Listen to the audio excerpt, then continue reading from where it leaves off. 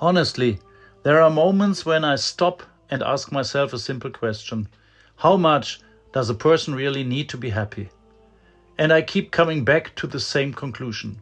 Much less than we think and much less than we already have.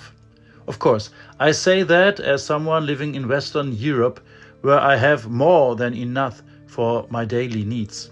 I realize that many people around the world struggle just to survive. That is something I should never forget. But the question still remains. Where did everything I have come from? Why was I born into a place where there is peace, where food is available, and where I have a roof over my head? It certainly isn't because I earned it. It is a gift, and every gift should lead to gratitude. Today's Bible verse reminds me who the true giver of every good thing is. Through the prophet Jeremiah, God says, "My people will be filled with my abundance, declares the Lord." This promise is about far more than material wealth. God is not guaranteeing a life without problems. He is reminding his people that he is the one who provides. Every good gift we receive ultimately comes from his hands. That changes the way we see life. Our possessions are no longer things we simply deserve. God is the one who has given it us.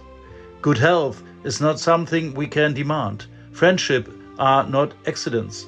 Every sunrise, every meal, every person who loves us becomes another reminder of God's generosity. And that is where real happiness begins. Happiness doesn't grow because we keep collecting more things. It grows when gratitude begins to fill our hearts. People who focus only on what they don't have will often feel empty, even in the middle of abundance.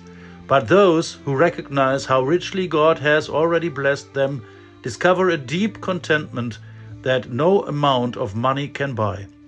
That doesn't mean we stop dreaming or pretending that suffering doesn't exist.